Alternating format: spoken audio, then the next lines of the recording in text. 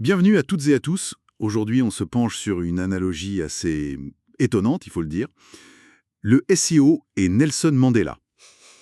Vraiment. S'inspirer de Mandela pour grimper sur Google. Qu'est-ce que ça peut bien vouloir dire? C'est une question intéressante, hein. Ça vient d'un article du site Les 4 cycles. Le titre est assez provocateur. Guide pratique, comment devenir un Nelson Mandela des SERPs.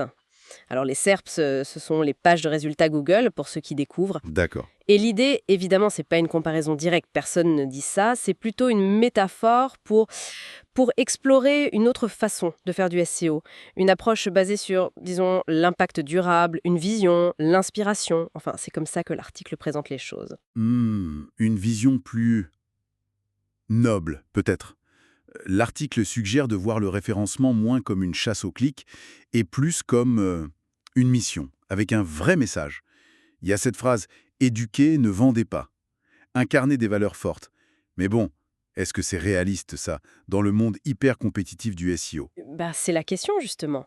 Ce qui est intéressant avec cette approche, c'est qu'elle sort un peu du technique pur et dur. On parle d'éthique, de vision long terme, presque de philosophie du SEO, quoi. Ah oui, Oui, l'article va même jusqu'à dire les algorithmes récompensent ceux qui changent la vie, pas ceux qui courent après les hacks. Bon, c'est une affirmation assez forte, ça mérite qu'on s'y arrête un peu. carrément. Alors, allons-y. L'article parle du mandala hat. C'est quoi ça? C'est censé être différent du black hat, les vilaines techniques, et du white hat, les bonnes pratiques. Exactement. L'idée du Mandela Hat, selon la source, ce serait de combiner l'éthique du White Hat, donc les bonnes pratiques, avec une certaine audace, mais surtout une vision très long terme. D'accord. Et concrètement? Concrètement, ça veut dire refuser les raccourcis faciles. Par exemple, fini les backlinks douteux, ces liens à acheter à la va-vite.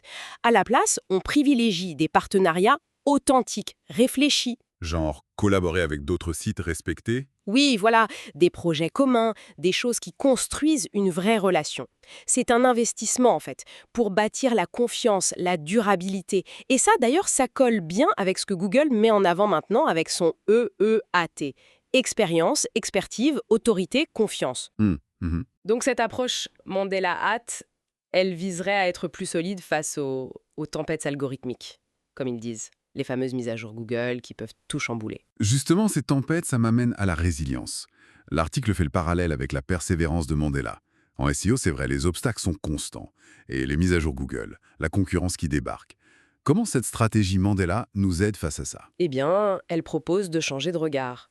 De ne pas voir ces difficultés comme des murs infranchissables, mais plutôt comme des occasions d'apprendre. Ah oui. Oui, chaque chute de classement, chaque nouveau concurrent, ça devient une leçon, pas un obstacle.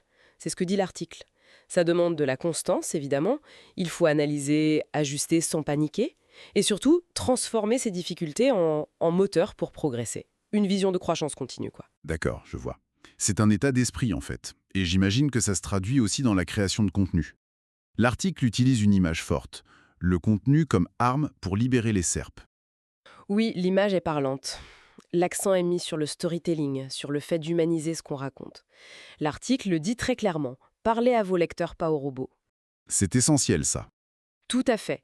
Il s'agit de créer une vraie connexion, une émotion, de répondre aux vrais besoins des gens, pas juste de cocher des cases pour l'algorithme. L'ambition, telle que décrite, c'est de créer un mouvement autour de sa marque, de son message, pas juste publier des articles optimisés, quoi. Et pour asseoir cette influence, devenir une référence, l'article mentionne rapidement les cocons sémantiques. Est-ce que vous pouvez nous éclairer un peu là-dessus? C'est quoi le lien avec cette stratégie d'autorité? Ah, les cocons sémantiques. Oui, alors c'est une technique assez pointue de maillage interne. En gros, l'idée, c'est d'organiser le contenu de son site de façon hyper logique.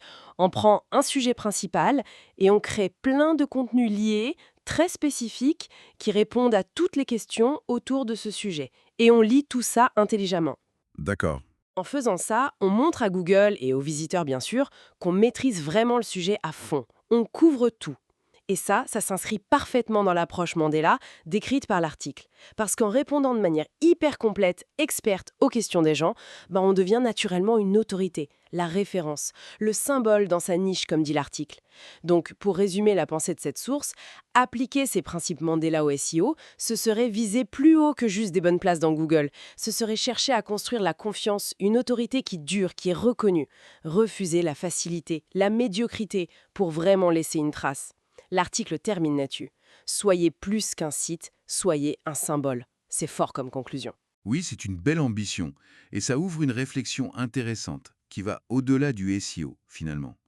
Comment est-ce que cette philosophie éthique, forte, résilience, vision long terme, pourrait s'appliquer ailleurs, dans d'autres domaines du numérique, ou même dans nos métiers en général? Et puis, qu'est-ce que ça implique vraiment, au quotidien, de vouloir être un symbole, plutôt qu'un simple acteur? Voilà matière à réflexion pour chacun.